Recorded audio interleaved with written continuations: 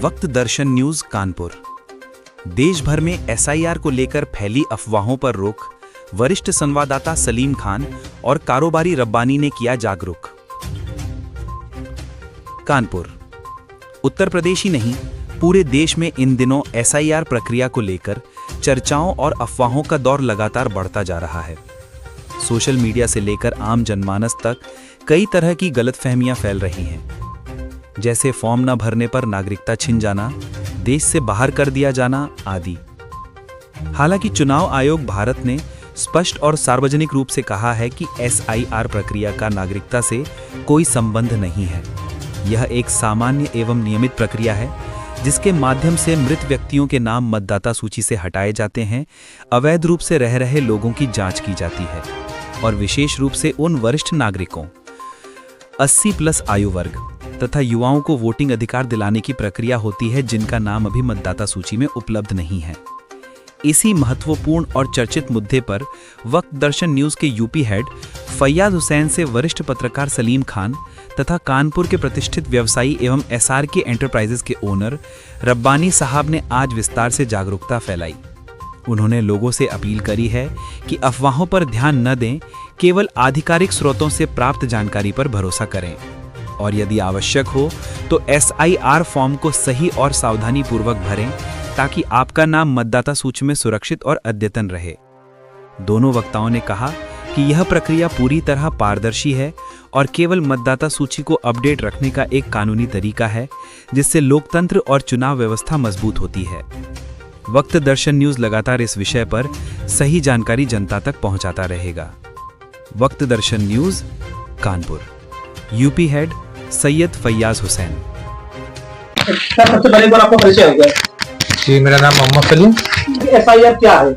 देखिए, एसआईआर एक चुनावी प्रक्रिया है, एक आम जो प्रक्रिया होती है। जैसे 1947 के बाद से हमारे देश में लगभग 8वीं बार एसआईआर की प्रक्रिया हो रही, कोई पहली बार नहीं है, ये 8वीं बार है। तो ये एक देखा जाए आम सी एक प्रक्रिया है जो कि फर्जी मतदाता जो हमारे जैसे देश के नागरिक नहीं है, उन लोगों ने किसी तरीके से अगर वोटर लिस्ट में अपना नाम जुड़वा लिया है या जो लोग इस दुनिया से जा चुके हैं, जो जिनका देहांत हो गया है, उनका भी वोटर लिस्ट में नाम है, या कुछ लोगों के नाम ऐसे होते हैं जिनका गांव में भी नाम है, शहर में भी नाम है, वो यहाँ भी मतदान करते हैं और गांव में भी मतदान करते हैं। तो हमारा चुनाव आयोग जो है ऐसे लोगों को चिन्हित करके लिस्ट से निकालना चाह रहा है कि जो लोग मृत हैं उनको निकाल दिया जाए, या जिनका 2 जगह वोट आता हो उनको निकाला जाए, या जो हमारे देश के नागरिक नहीं है, जिन लोगों ने इधर उधर से कोई फर्जी जो है आईडी बना के एक मतदाता पहचान पत्र बना लिया है, ऐसे लोगों को बाहर निकाला जाए। सर, एसआईआर जरूरी क्यों है? देखिए, आज सवेरे जब मैं अपने घर से सो के निकला, सो के उठा था, तो एक हमको बुजुर्ग महिला दिखाई पड़ी। उसने मुझसे मेरे पास आके बहुत मतलब रोने लगी एकदम। मैंने पूछा क्या हुआ आपको अम्मा? तो वो बोलती हैं बेटा मेरा फॉर्म नहीं आया है, एसआईआर का फॉर्म नहीं आया है, तो क्या मैं देश की नागरिक नहीं हूँ? मुझे क्या अपने परिवार से अलग कर दिया जाएगा? तो मैंने उनको समझाया, देखिए ये सब एकदम भ्रम है, ये सब अफवाह है। ये चुनावी प्रक्रिया होती है, चुनाव आयोग की तरफ से निष्पक्ष चुनाव कराने के लिए एक चुनावी प्रक्रिया है और इससे नागरिकता पे कोई फर्क नहीं पड़ता है। अगर आपके पास फॉर्म आया है, आप कोशिश करिए, अगर आपके पास फॉर्म आया है तो उसको जरूर से जरूर उसको आप भरें और फिलिप करके उसको जो आपके जो बीएलओ हैं उनको जाके जमा करें। लेकिन अगर आपके पास फॉर्म नहीं आया है तो आपको डिप्रेशन में नहीं जाना है। अगले महीने आपका नया कार्ड बनेगा, फॉर्म 6 भरा जाएगा, उसमें आप अपना अप्लाई करिए। लेकिन कोई अगर ये कहे कि इसमें नागरिकता चली जाएगी तो ये एक कोरी अफवाह है, अफवाह पे बिल्कुल ध्यान न दें। हमारे साथ देखिए शहर के वरिष्ठ एसआरके एंटरप्राइजेज के ऑनर और हमारे शहर के जाने माने समाजसेवी भी कह सकते हैं सर को, जो लगातार इन दिनों एसआईआर की जो प्रक्रिया चल रही है उसमें लोगों की सेवा, लोगों को सूझबूझ के साथ समझा भी रहे हैं और भरने के तरीके भी बता रहे हैं। तो सर, सबसे पहले बार आपका परिचय हो जाए। जी, मेरा नाम मोहम्मद सैफ पानी है। मैं एसआरके एंटरप्राइजेज का कंपनी का ओनर हूँ और जितना मैं एसआईआर के बारे में नॉलेज है और दूसरों से जो आते हैं हेल्प करने की जरूरत होती है तो मैं उनको ऑनलाइन द्वारा चेक करता हूँ, चेक करके उनको बताता हूँ किस जगह पर आप जाएंगे, किस बूथ पे आप जाएंगे, आपको फॉर्म मिलेगा उस फॉर्म को आप रिसीव करिए और उसको भरिए। अगर भरने में कोई कमी रहती है तो हम उसको समझाते हैं, इस तरीके से भरा जाता है। ठीक है। शुरुआती दौर में तो आपको भी परेशानी हुई होगी कि आप एक बिजनेसमैन भी हैं, कारोबारी हैं, बहुत से लोग आपसे जुड़े होंगे, आपके वर्कर होंगे, तो उन्होंने खासी परेशानियों का जब आपको सामना करना पड़ा, किस तरह से आपने समझाया? इन दिनों आप देख रहे हैं लोगों के अंदर एक अफवाह पहली है कि अगर हम SIR फॉर्म नहीं भरते हैं तो हमारी नागरिकता छिन जाएगी।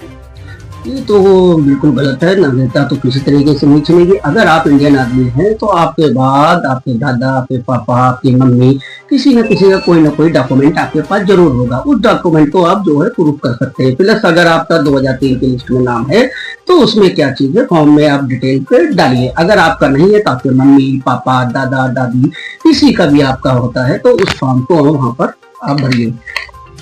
चलिए एक बात बताइए, SIR फॉर्म भरने की सरल प्रक्रिया क्या है? थोड़ा सा लोगों को जागरूक करने के लिए बता सकते हैं? बात आपको थोड़ा सा मैं जोड़ता हूँ। एक और चीज अफवाह है जो फैली है कि इसमें मतलब हिंदू मुसलमान ज्यादा हो रहा है। कुछ लोग कह रहे हैं कि हिंदुओं का फॉर्म नहीं भरा जा रहा है, सिर्फ मुसलमानों से जो है उनकी नागरिकता पूछी जा रही है। तो ऐसा कुछ भी नहीं है।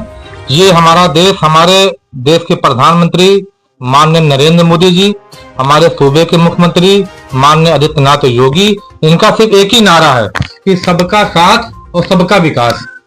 तो इसमें ये हमारी सरकार, इसमें किसी तरीके का भेदभाव नहीं है। और चुनाव आयोग की तरफ से ये सरकार की कोई इसमें कोई मंशा नहीं है। ये चुनाव आयोग की तरफ से एक सामान्य सी प्रक्रिया है। इसमें फिर मैं आपके चैनल के माध्यम से लोगों को ये अपील करता हूं कि आप किसी भी अफवाह में बिल्कुल ना जाएं कि आपकी नागरिकता चली जाएगी।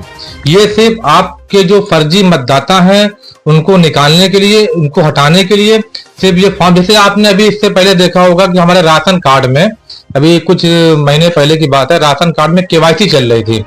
उसमें इससे पहले क्या था कि जो लोग इस दुनिया से जा चुके हैं, जिनका देहांत हो गया है, उनका नाम भी राशन कार्ड में ऐड था।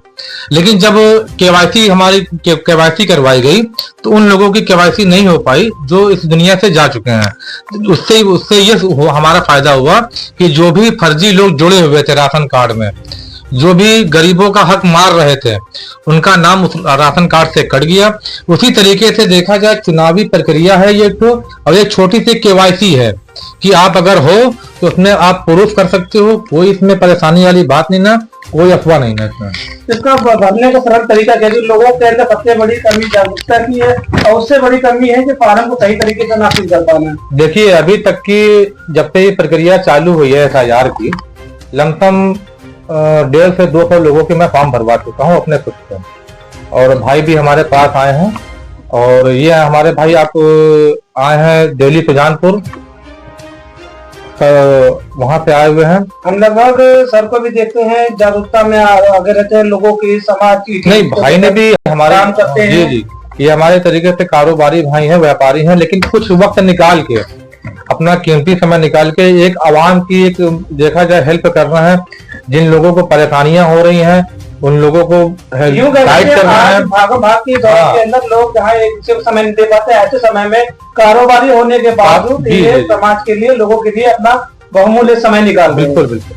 तो आइए जानते पूरी प्रक्रिया क्या है भरने की। तो सर थोड़ी सी जानकारी दीजिए इसकी भरने की। जी, जैसा कि आप देख रहे हैं, इसमें ये आपको फॉर्म मिलेगा, ये सीधा एक आपको एक फॉर्म मिलेगा, ये फॉर्म है। इसमें जो आपकी प्रेजेंट टाइम पे जो आपका ID है, आधार है, आधार के आपको सबसे पहले आपको भरना है डेट ऑफ बर्थ। आप यहाँ डेट ऑफ बर्थ भर देंगे। उसके बाद आपको आधार संख्या भरनी है।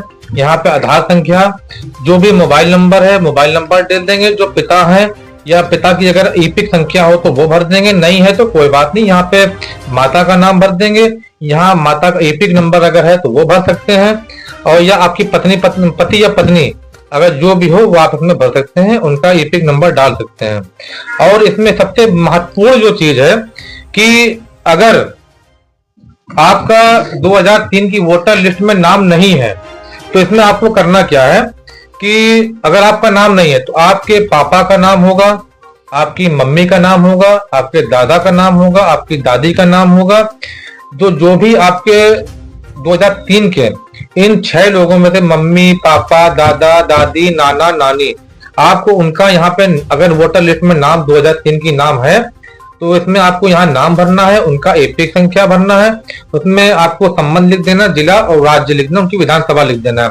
और अगर आपका वोटर लिस्ट में नाम है 2003 में, एक सरल सा फॉर्म है एकदम, अगर 2003 की वोटर लिस्ट में नाम है तो आपको ये कॉलम आपको बिल्कुल नहीं भरना है, आपको सिर्फ ये कॉलम भरना है। अगर 2003 की वोटर लिस्ट में नाम है तो इसमें आपका डिटेल होगा, निर्वाचक का नाम होगा, एपिक संख्या होगी, संबंधी होगा, जिला, राज्य, विधानसभा जो आपकी 2003 की हो आपको वो फिलअप करना है, जो निर्वाचन क्षेत्र है वो भरना है, भाग संख्या, क्रम संख्या, और इस पे साइन करके एक फोटो लगा के आपको अपने बीएलओ को दे देना है।